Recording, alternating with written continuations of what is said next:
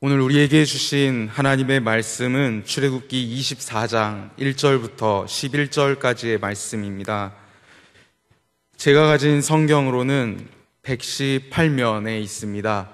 구약 118면에 있는 출애굽기 24장 1절부터 11절까지의 말씀입니다.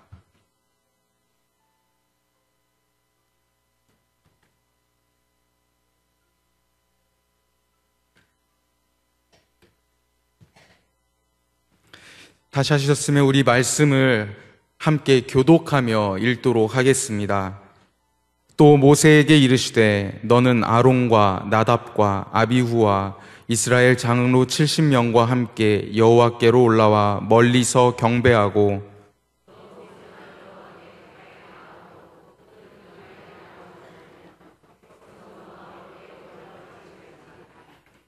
모세가 와서 여호와의 모든 말씀과 그의 모든 율례를 백성에게 전하매 그들이 한 소리로 응답하여 이르되 여호와께서 말씀하신 모든 것을 우리가 준행하리이다.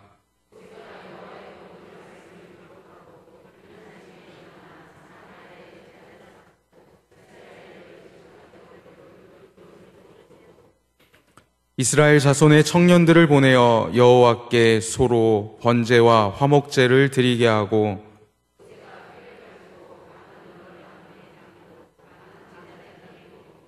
언약서를 가져다가 백성에게 낭독하여 듣게 하니 그들이 이르되 여호와의 모든 말씀을 우리가 준행하리이다.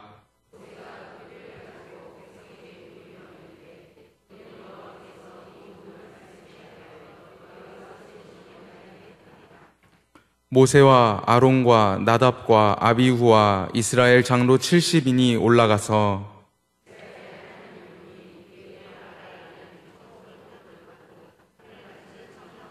11절 말씀 함께 봉독합니다. 하나님이 이스라엘 자손들의 존귀한 자들에게 손을 대지 아니하셨고 그들은 하나님을 뵙고 먹고 마셨더라. 아멘. 우리는 삶 속에서 사람들과의 관계 가운데 약속이라는 것을 할 때가 많이 있습니다. 이 약속이라는 도구를 이용해서 관계를 지키거나 유지하는 등의 과정을 가지게 됩니다. 약속이라는 것은 사전적 의미로 어떤 것이 있을까요? 다른 사람과 앞으로의 일을 어떻게 할 것인가를 미리 정하여 둠 또는 그렇게 정한 내용이라고 사전적인 의미에서 약속을 정의하고 있습니다. 약속을 지킨다는 것, 이것은 미리 정해진 그 내용을 따른다는 말이 되기도 합니다. 또한 약속은 실천되어지는 과정이 없다면 결코 지켜질 수 없는 것이기도 합니다. 저의 경우에는 이번 주 월요일이 약속을 지킨 하나의 실제적인 사례가 될 수 있을 것 같습니다. 이번 주 월요일은 저에게 굉장히 중요한 두 가지의 연중 행사 중에 하나의 날이었습니다. 저에게는 두 가지의 큰 연중 행사가 있습니다. 하나는 아내의 생일입니다. 다른 하나는 무엇일까요? 네, 맞습니다. 결혼기념일입니다. 이번 주 월요일인 11월 12일은 저와 저희 아내의 결혼기념일입니다.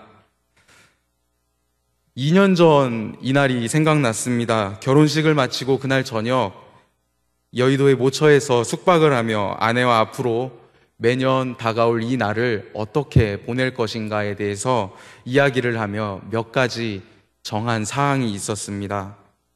첫 번째, 첫날 묵었던 숙소에 다시 찾아가 숙박한다. 두 번째, 결혼식 영상을 보며 주례해 주신 목사님의 우리를 향한 말씀을 매번 마음에 새긴다. 세 번째, 결혼에 도움을 주신 모든 분들께 감사의 인사를 드린다. 죄송합니다. 네 번째, 서로에게 다짐했던 내용들을 다시 마음에 새긴다. 작년엔 첫 번째 결혼기념일을 잘 보냈습니다. 곧 다가올 두 번째 결혼기념일을 기다리며 저는 아내와 했던 이 약속들을 기억하며 하나하나 준비하기 시작했습니다. 몇 달을 모은 용돈을 탈탈 털어서 결혼식 이후 묵었던 그 숙소를 다시 예약을 했습니다. 외장하드 속에 숨어있던 결혼식 영상을 찾아내서 마치 준비해둔 양 USB에 새로 옮겨 담았습니다. 도움을 주셨던 모든 분들, 어떤 분들인지 빼먹지 않기 위해서 목록을 정리해 두었습니다. 다짐했던 내용을 보며 다시 적어두는 시간을 가졌습니다. 이렇게 열심히 준비한 결과 이번 주 월요일 결혼기념일 즐겁고 무사히 보낼 수 있었습니다. 가정의 평화가 깨지지 않았다는 증거이기도 하지요. 약속을 지키며 산다는 것, 그것은 결코 거창한 것이 아닙니다. 하나하나 차근차근 실행하는 과정을 통해 결과적으로 지키게 될 수 있는 것, 그것이 바로 약속이 아닐까 생각을 해봅니다. 오늘 본문의 말씀과 약속을 지키는 것, 어떤 관계가 있을까요? 본문의 내용을 보며 함께 이야기해 보도록 하겠습니다. 오늘 본문은 하나의 단어로 시작을 합니다. 또라는 단어입니다. 이 말은 즉, 이 말 앞에 어떤 내용이 있었다는 것을 이야기해 줍니다. 오늘 본문 앞엔 어떤 내용이 있었을까요? 오늘 본문이 있는 출애굽기 24장 앞에 있는 20장부터 23장까지의 말씀에는 이스라엘 백성들을 향한 하나님의 말씀이 기록되어져 있습니다. 그 중에는 우리가 잘 알고 있는 10가지의 계명이 있고요. 그 뒤에 여러 가지 법률들이 적혀 있습니다. 애굽에서 나와서 새로운 삶을 시작하는 이스라엘 백성들을 향해 그들이 하나님의 백성으로서 기억하고 지켜야 할 것이 무엇인가에 대해서 모세를 통해 알려주신 사건이 오늘 본문인 출애굽기 24장 앞에 있는 20장부터 23장까지의 말씀입니다. 또라는 단어를 시작으로 새로운 사건이 시작되려 함을 나타내주는 오늘 본문. 하나님께서 20장부터 23장까지의 각종 법률들을 말씀하셨던 그 모습들. 하나님은 오늘 본문에서 다시 한번 모세를 부르십니다. 하나님께서는 왜 모세를 부르셨을까요? 결론적으로 이야기하자면 앞에서 계약을 맺으셨던 것에 대한, 특히 미리 계약을 맺을 경우 지켜야 될 것들에 대한 말씀들에 대해서 이제 진짜 이스라엘 백성들과 계약을 맺으시기 위해서, 이제 진짜 언약을 맺으시기 위해서 하나님은 모세를 부르십니다. 물론 모세만 부르신 것이 아니었습니다. 모세의 형인 아론, 그리고 그 아론을 뒤이을 대제사장이 될 나답과 아비후, 그리고 장로 70명을 부르십니다. 하지만 조금은 특별한 부분이 적혀 있습니다. 모세를 제외한 다른 이들은 멀리서 하나님의 임재를 지켜보기만 해야 했습니다. 심지어 나머지 백성들은 산에 오르지도 못했습니다. 유일하게 모세 혼자 하나님 앞에 나아갑니다. 하나님께 가까이 갑니다. 모세 혼자 하나님께 갈 수 있었던 이유 생각해 보셨나요? 모세가 다른 사람보다 월등히 좋은 체력을 갖고 있어서 갈 수 있었을까요? 그 체력이 하나님 마음에 쏙 들어서 하나님이 오라고 하셨을까요? 아니면 모세는 죄가 없는 사람이라서 하나님 앞에 나아갈 수 있었을까요? 그런 것들이 이유라면 모세 역시 하나님 앞에 나아갈 수 없는 사람입니다. 그 역시 죄인이었기 때문입니다. 그 역시 죄를 지었던 사람이었기 때문입니다. 그렇다면 왜 모세는 하나님 앞에 나아갈 수 있었을까요? 그 이유를 저는 오늘 본문보다 한참 이전에 있는 출애굽기 3장 10절의 말씀에서 찾아보려 합니다. 출애굽기 3장 10절의 말씀에는 이렇게 나와 있습니다. 제가 읽어드리도록 하겠습니다. 이제 내가 너를 바로에게 보내어 너에게 내 백성 이스라엘 자손을 애굽에서 인도하여 내게 하리라. 아멘. 하나님께서 처음 모세를 부르실 때의 장면입니다. 하나님께서 이렇게 말씀하셨습니다. 내 백성 이스라엘 자손을 애굽에서 인도하여 내게 하리라. 이 말씀하신 가운데 하나님이 모세를 이스라엘의 지도자로 세우셨고 이스라엘의 대표자로 세우셨음을 발견할 수 있습니다. 모세는 이스라엘을 대표하는 사람이었습니다.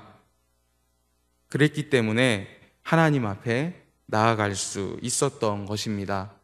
하나님 또한 모세를 특별하게 여겨주셨습니다. 하나님 앞에 간 모세, 오늘 본문에서 하나님의 말씀을 들었다 이야기합니다. 그리고 내려와서 그를 기다리고 있던 사람들에게 하나님의 말씀을 들려줍니다. 사람들은 하나님의 말씀을 들었습니다. 그리고 그 말씀에 어떻게 하기로 결심했는지 아십니까? 오늘 본문 3절의 말씀을 같이 한번 읽어보겠습니다. 모세가 와서 여호와의 모든 말씀과 그의 모든 율례를 백성에게 전하매 그들이 한 소리로 응답하여 이르되 여호와께서 말씀하신 모든 것을 우리가 준행하리이다. 아멘. 백성들의 고백은, 백성들의 대답은 이러했습니다. 여호와의 명하신 모든 말씀을 우리가 준행하리이다. 여호와께 순종하겠습니다 라고 백성들은 결단한 것입니다. 똑같은 방식의 결단이 7절의 말씀에도 기록되어져 있습니다. 7절의 말씀 앞에는 모세가 언약서를 낭독하는 시점이 있습니다. 모세가 낭독한 언약서, 그 언약서를 들은 백성들은 다시 한번 여호와께 순종하겠습니다 라고 이야기를 합니다. 성도님들, 이스라엘의 이 고백 진짜일까요? 가짜일까요? 이스라엘 백성들의 이 고백, 저는 진짜 고백이었다 생각합니다. 왜 진짜라고 생각했을까요? 조금 있다가 다시 이야기해 드리도록 하겠습니다. 본문을 계속해서 보도록 하겠습니다. 백성들의 순종하겠다라는 반응 이후 모세의 행동에 대해서 오늘의 말씀은 조금 더 구체적으로 기록하고 있습니다. 모세는 백성들의 고백 이후에 이렇게 기록합니다. 모세가 여호와의 모든 말씀을 기록하였다. 이스라엘이 하나님 앞에 순종의 맹세를 한 직후 모세는 하나님의 말씀을 기록하였습니다. 문서로 남겼습니다. 당시 고대 근동사회에서는 언약에 대한 맹세를 하게 될 때 그 내용을 기록하여 보관하는 행위가 있었습니다. 서로 간의 약속을 기록함을 통하여 상호 간의 언약을 어기는 행위가 없도록 하기 위함이었습니다. 모세 역시 하나님과 이스라엘 백성들 간의 이 언약에 대해서 언약을 어기는 행위를 하지 않겠다는 표현인 동시에 잊지 않고 영원히 이 언약을 지키겠습니다 라는 다짐의 모습으로 이 언약의 내용을 문서로 작성한 것입니다. 우리는 늘 많은 것을 기억합니다. 그러나 그냥 기억하는 것은 오래 가지 못합니다. 우리의 실생활을 보면 잘 알 수 있습니다. 여러분, 여러분의 기억력이 얼마나 좋다고 생각하십니까? 여러분이 기억하셨던 것 얼마나 오래 갈 수 있을까요? 사람의 기억력은 하루가 지나면 50%가 떨어진다고 합니다. 첫날 100이라는 수치를 들었다면 그 다음날은 이 100의 50%에 해당하는 내용만 기억에 남는다고 하죠. 그렇다면 이 기억을 오래 할 수 있는 방법 무엇이 있을까요? 이 기억을 반복해서 기억하는 겁니다. 첫날의 기억을 반복해서 기억할 때 50%만 남게 될 기억이 70%까지 올라간다는 연구의 결과가 있습니다. 반복해서 보는 것, 반복하는 작업, 이 반복하는 작업 중에 가장 좋은 작업은 글로 쓰는 작업입니다. 글로 적는 것만큼 가장 좋은 방법이 없다는 것, 모세는 아마 이것을 알지 않았을까 생각해 봅니다. 모세는 하나님과 백성 간의 이 언약의 말씀, 이 언약의 상황을 기억하길 원했습니다. 자신만 기억하길 원했던 것이 아니라 모든 이스라엘 백성들이 끝까지 기억하길 원했습니다. 그래서 모세는 하나님 앞에 이러한 행위를 하지 않겠다라는 이 언약의 기록들을, 이 언약의 내용들을 기록하게 된 것입니다. 우리가 알고 있는 모세, 그 모세는 하나님의 백성인 이스라엘 백성들을 인도하는 사역자였습니다. 그는 또한 하나님의 뜻을 직접 전하였던 대언자이기도 했습니다. 그 당시에는 성경이 없었기 때문에 모세의 권위를 통해 하나님은 직접 말씀하셨고, 그 말씀을 들은 모든 백성들은 이 말씀을 지켜야 했습니다. 오늘날 우리의 모습을 살펴보겠습니다. 오늘날에는 이렇지 않습니다. 이미 우리에게는 하나님의 귀한 말씀이 적혀 있는 성경이 있습니다. 이 성경 안에 하나님의 수많은 약속들이 들어 있습니다. 우리는 이 말씀을 또한 완전한 말씀이라 믿으며 살아가고 있습니다. 하나님께서는 우리와, 오늘을 살아가는 우리와 역시 약속을 맺고 싶어 하십니다. 어떤 것을 통하여서요? 성경을 통하여, 이 말씀을 통하여 우리와 약속을 맺고 싶어 하시는 분이심을 우리는 기억해야 합니다. 하나님과의 언약을 기록한, 하나님과 약속을 했던 그 다음날에 대해서 오늘 본문은 어떻게 기록하고 있을까요? 4절의 말씀을 함께 읽어보도록 하겠습니다. 4절의 말씀 읽어봅니다. 모세가 여호와의 모든 말씀을 기록하고 이른 아침에 일어나 산 아래에 제단을 쌓고 이스라엘 12지파대로 12기둥을 세우고. 아멘. 말씀을 기록하였던 모세의 그 다음 행동은 일찍 일어나는 것이었습니다. 이른 아침에 일어난다는 말, 이 말 속에는 말 그대로 아침 일찍 일어난다라는 의미가 있습니다. 오늘 제가 새벽기도 2부 때 말씀을 전했었습니다. 제가 말씀을 전하면 이렇게 살짝 보니까 그때 오셨던 분들이 조금 보이네요. 1부 때 오셨던 분들도 분명히 계실 것입니다. 그 이른 아침 교회로 말씀을 들으러 오셨던 성도님들처럼 모세 역시 이른 아침을 깨웠습니다. 그런데 이 말을 다시 한번 생각해 보면 이런 뜻으로도 생각해 볼 수 있습니다. 더 쉬고 싶고 더 자고 싶은 자신의 욕망을, 자신의 육적인 욕망을 억제하고 하나님 앞에서 열심을 다해 살아간다. 하나님의 계명을 받고 하나님의 법을 따르기로 결심한 이스라엘 백성들, 그들을 대표하는 모세,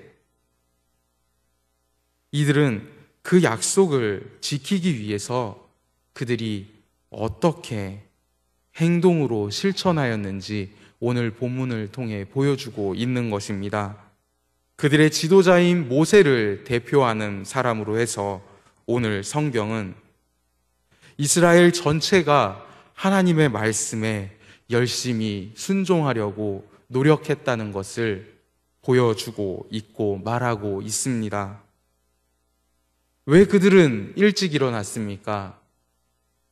4절 후반부를 보니 산 아래에 제단을 쌓고 12기둥을 세우고 라고 나와 있습니다. 그들이 일찍 일어났었던 이유, 첫 번째, 제단을 쌓은 것입니다. 제단은 어떤 곳입니까? 출애굽기 20장 24절의 말씀 속에서 제단은 이런 곳이라 이야기를 합니다.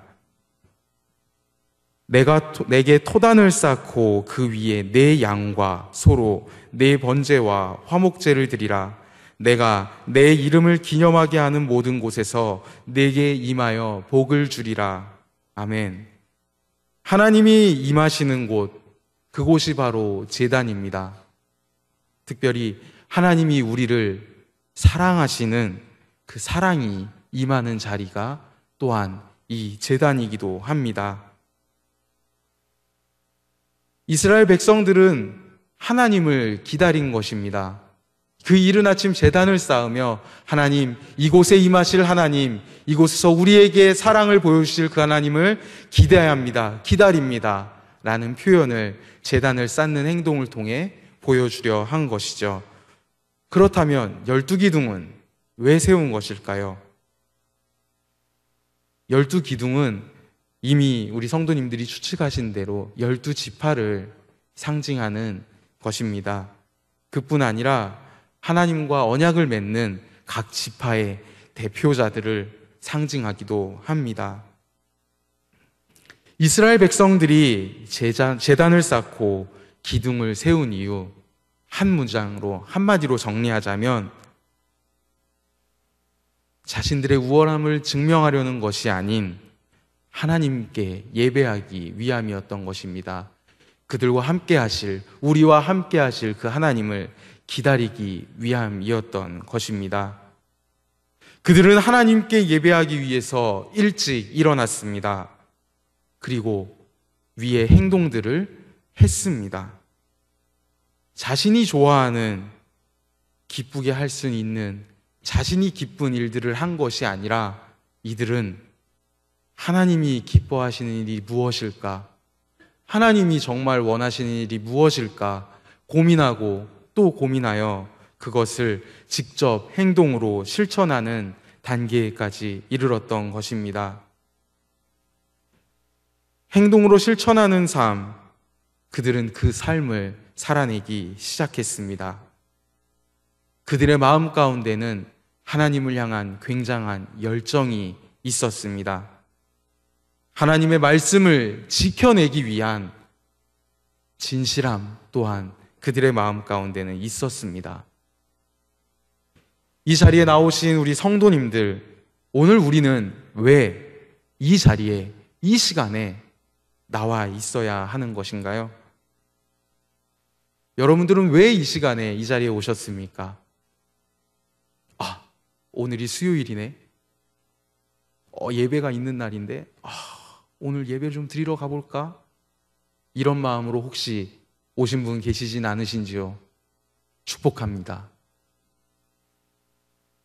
정말 기도하고 싶은 마음에, 하나님께 간절히 기도하고 싶은 마음에 이 자리에 나오신 분이 있진 않으신지요? 그분들 또한 축복합니다. 이 자리에 나오는 것, 이 시간을 기억하는 것, 이 자체가 너무나도 귀한 일입니다. 이 자리에 오신 모든 성도님들께 축복의 말을 드리고 싶습니다. 서로 옆에 계신 분들을 향해서도 축복의 인사를 함께 나누면 어떨까요? 우리 옆에 계신 분들을 보며 축복의 인사를 함께 나눴으면 좋겠습니다. 잘 오셨습니다. 축복합니다.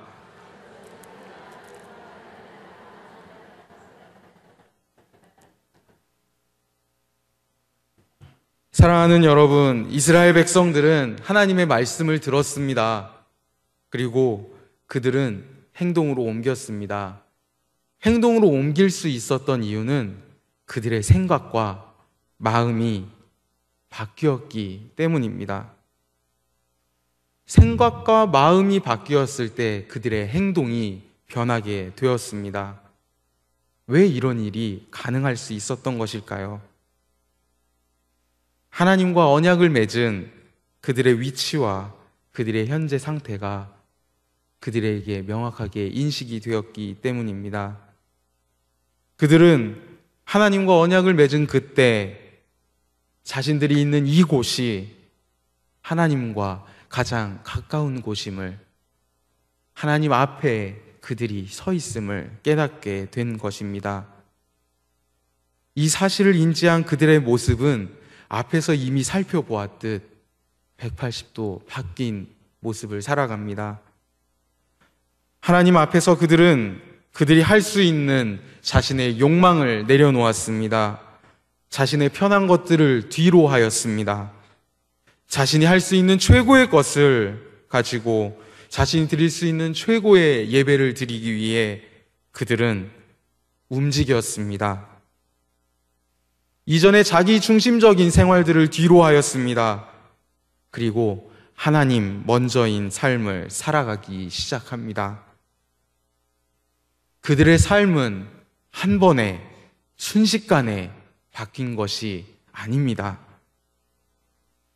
자신이 할 수 있는 것이 무엇인지 찾는 시간이 있었습니다. 그 과정이 있었습니다. 그리고 찾은 그것들을 하나하나 행동으로 옮기며 바뀌게 된 것입니다. 오늘 우리가 수요일 이 시간, 이 자리에 나와서 예배하고 기도하는 이유 역시 그러합니다. 우리 역시 지금 이 시간 이스라엘 백성들처럼 하나님 앞에 서 있습니다. 이스라엘 백성들이 그러했듯 우리는 이미 예수님을 믿는 믿음 안에서 또 하나님께서 우리에게 주신 말씀을 통하여 하나님과 언약을 맺었습니다. 그렇다면 우리의 삶도 이스라엘 백성들의 삶처럼 180도 바뀌어야 합니다. 완전히 바뀌는 삶을 살아내야 합니다. 나를 위한 것을 뒤로 하고 하나님께 예배함이 그 자체가 우리에게 최우선이 되어야 합니다. 하나님 앞에서 하나님께 집중하며 그 음성을 듣기 위해 힘쓰고 우리가 할 수 있는 최고의 것을 가지고 삶 속에서 최고의 예배를 드리는 것, 그 삶을 우리 또한 살아내야 하는 것입니다. 그렇게 살아내시는 이 자리에 계신 모든 성도님들이 되시길 바랍니다. 제가 대학 시절 다니던 학교에 교훈이 있었습니다. 그 교훈을 바위에 새겨서 학교의 입구에 놔두고 학생들이, 오가는 사람들이 항상 볼 수 있게 했었습니다. 그 교훈이 설교를 준비하는 중에 생각이 났습니다. 그 교훈은 바로 할 수 있다, 하면 된다입니다. 우리는 할 수 있습니다. 그렇게 살아낼 수 있습니다. 그렇게 예배할 수 있습니다. 이러한 마음을 가지시고 매일의 삶을 살아가는 성도님들이 되시길 간절히 바랍니다. 이 시간 옆에 계신 분들 다시 한번 보면서 이렇게 이야기합시다. 할 수 있습니다.